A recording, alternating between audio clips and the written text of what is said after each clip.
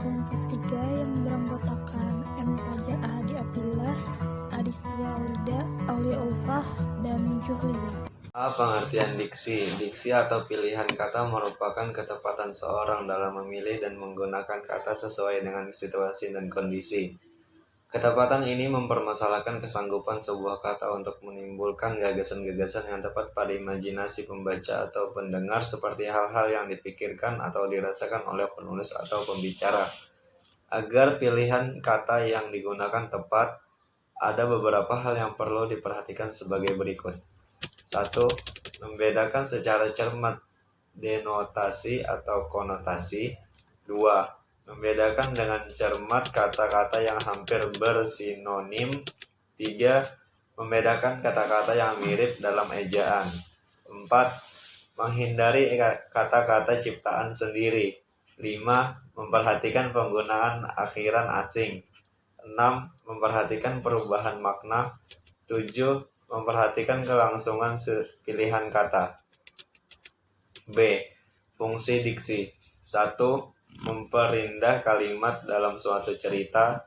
2. Mengantisipasi terjadinya interpretasi atau penafsiran yang berbeda. 3. Mengekspresikan ide atau gagasan yang disampaikan. 4. Mengaktivitaskan komunikasi yang lebih efektif dan efisien. 5.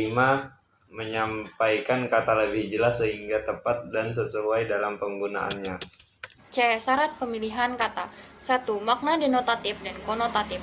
Makna denotatif adalah makna logas, polos, dan makna apa adanya. Makna denotatif bersifat objektif, didasarkan atas penunjukan yang logas pada sesuatu yang didasarkan atas kompensasi tertentu. Contoh, makna kata denotatif, Sungai Ciliwung meluap akibat hujan tadi malam. Makna meluap bermakna melimpah banyak. Makna konotatif adalah aspek makna sebuah kata atau sekelompok kata yang didasarkan atas perasaan atau pikiran yang timbul ataupun ditimbulkan pada pembicara, penulis, pendengar, ataupun pembaca. Contohnya, karena besar kepala, Wawa tidak disukai teman-temannya. Makna besar kepala bermakna sombong. 2. Makna umum dan makna khusus.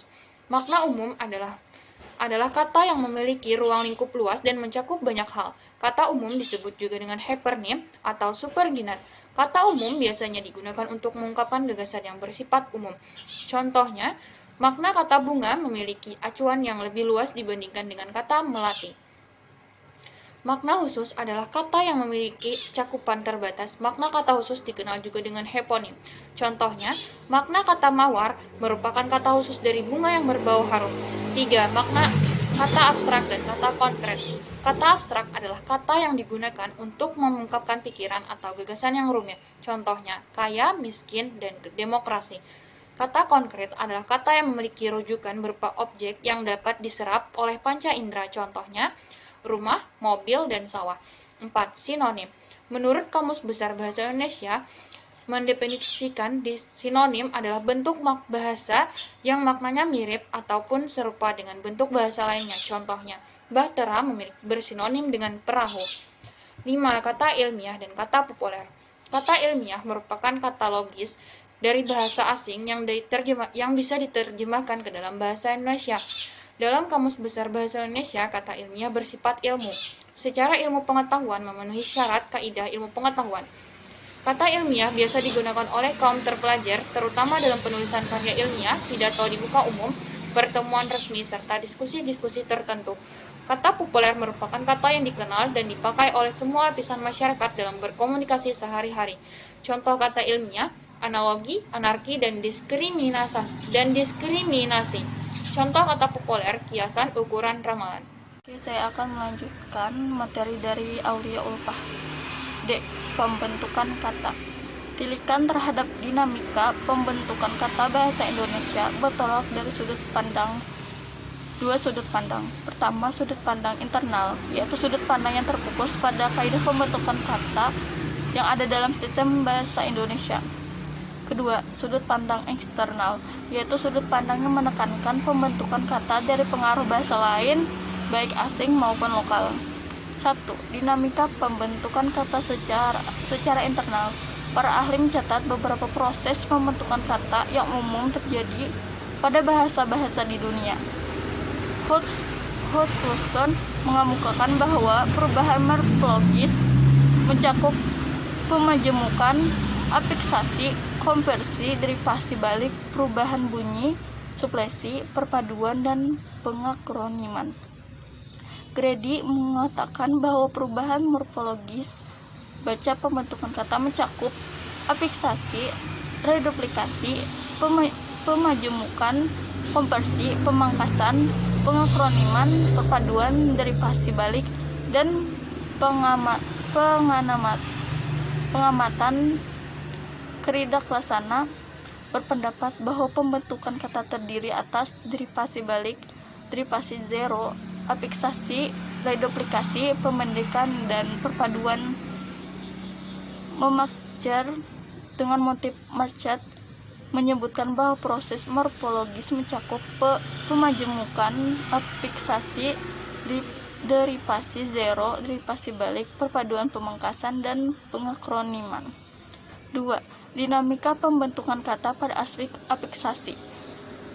Salah satu ciri bahasa bertip aglutinasi adalah pembentukan kata lebih banyak melalui afiksasi.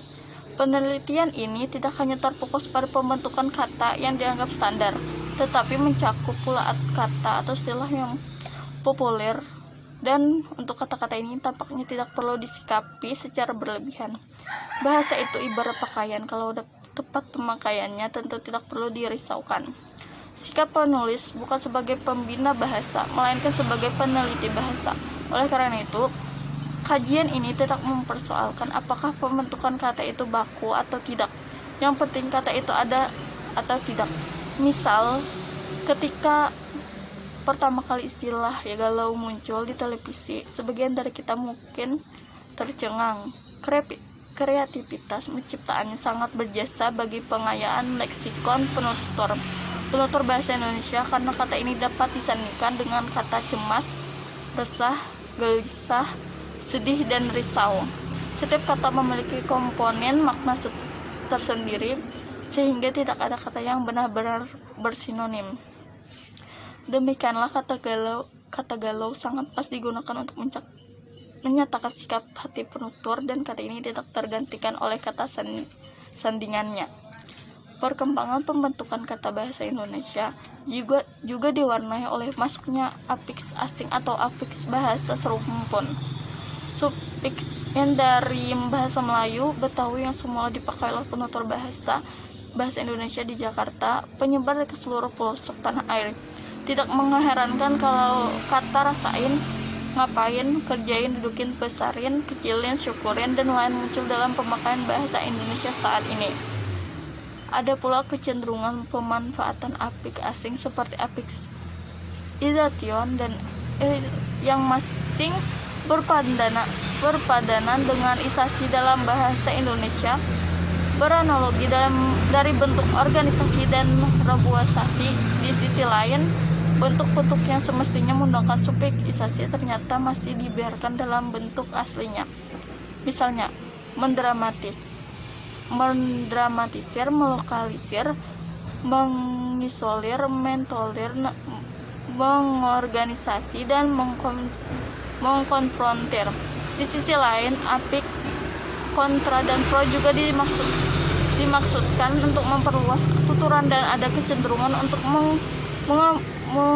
mengaburkan makna kata yang dibubuhi-bubuhan itu, karena tidak semua penutur pahaman akan arti afiks dimaksud yang sesungguhnya. Misalnya, kata amoral, impoten, kontrapolusi, dan prolemerdekaan. 3. Dinamika pada aspek pemajemukan.